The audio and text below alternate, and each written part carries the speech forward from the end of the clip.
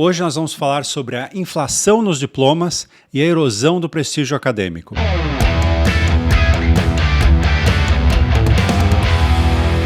Artigo do site Mises US. Para muitos estudantes, adquirir um diploma não é só uma medida de sucesso escolar, acadêmico, mas também um passo importante para a estabilidade econômica e empregabilidade. E assim, conforme a pessoa vai subindo no ensino superior, vai aumentando essa expectativa de que um diploma é igual a um emprego. E isso, infelizmente, vai ficando cada vez mais distante da realidade.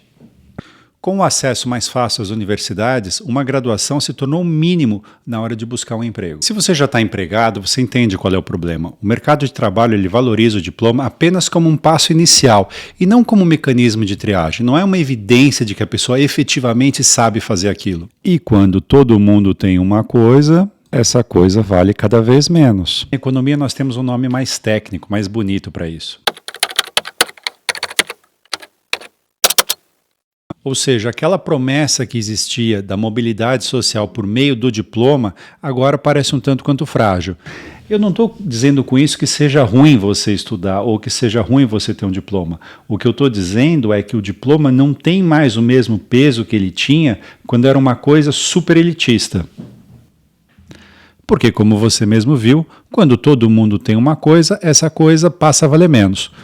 Por sinal, é a mesma coisa que acontece com dinheiro, quando o governo imprime dinheiro. Mas isso é um assunto para outro vídeo. Falando de outra forma, o diploma deixa de ser um diferencial. E as políticas de cota só pioram isso, porque tornam mais difícil ainda você interpretar um diploma. Por exemplo, você tem uma pessoa na sua frente que você vai contratar, e ele é de uma minoria. Como é que você vai saber se ele tem aquele diploma porque ele é realmente bom ou se porque ele entrou por cotas? E acaba se formando uma confusão onde você mistura a ideia de que você deve dar igualdade de oportunidade para os melhores com a ideia de que basta ter um diploma para a pessoa se dar bem. Quer dizer, já que as pessoas que ganham mais, antigamente pelo menos, eram as pessoas com diploma, logo se todo mundo tem o diploma, todo mundo vai ganhar mais.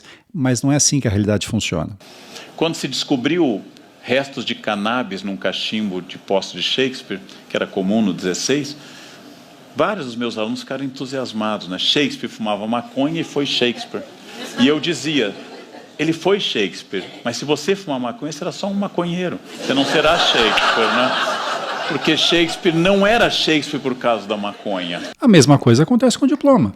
É só você ver, por exemplo, quantos engenheiros por aí têm dirigindo Uber. E não que tenha algo de errado em ser Uber. É um emprego honesto. Mas, normalmente, quando você faz engenharia, você não dedica todos aqueles anos de estudo para ser Uber.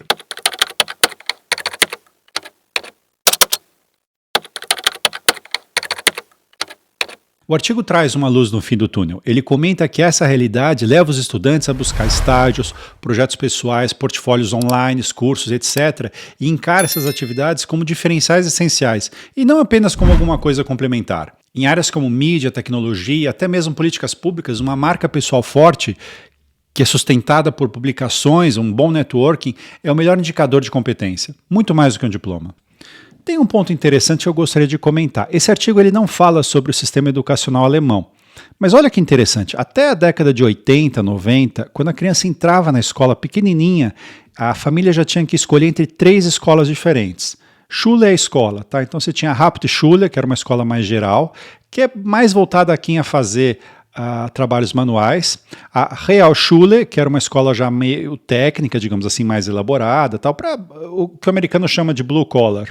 Ou o Gymnasium, que era para o cara que ia fazer a universidade. Então, se a criança entrava, por exemplo, desde pequenininha, escolhia entrar no Hauptschule, ela dificilmente ia conseguir fazer uma universidade. Era possível? Era, mas dificilmente conseguiria. Isso mudou um pouco hoje em dia, mas essa coisa vem muito da cultura alemã.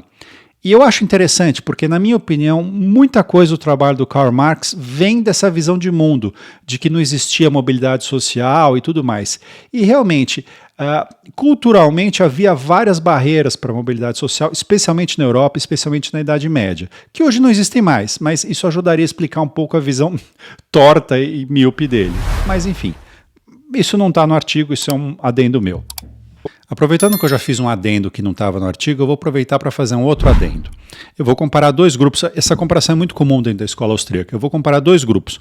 Um grupo onde é altamente regulado, regulamentado, onde a entrada é difícil, onde você é obrigado a ter diploma e tudo mais, e outro grupo onde entrada é livre, você não precisa ter diploma, você não precisa ter nada, a tua competência fala mais alto.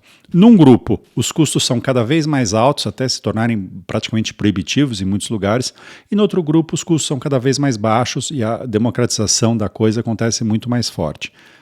Quais grupos eu estou falando? O primeiro grupo é o grupo da medicina. Quer dizer, a área médica é uma área que está cada vez se fechando mais, cada vez mais regra, cada vez mais norma, cada vez mais... Para você lançar um remédio leva uma quantidade absurda de tempo, custa mais de $1 bilhão, precisa de um monte de certificação, extremamente complicado. E você tem certificação num lugar, precisa ter essa mesma certificação em vários outros países, é um negócio extremamente complicado. A outra área é a área de tecnologia. Então você vê que a área de tecnologia, as coisas vão ficando cada vez mais baratas, cada vez mais acessíveis, cada vez mais... E para você entrar na área de tecnologia, via de regra, você não tem grandes obstáculos, você só precisa saber mexer com computadores, saber programar. Estou falando de forma geral, não, é óbvio que para você mexer talvez num switch, alguma coisa do gênero, você precise ter uma certificação específica se você for trabalhar num banco. Mas via de regra, não, via de regra é uma área que está basicamente voltada com resultados. Mas enfim, é isso aí, espero que vocês tenham gostado, a gente se vê.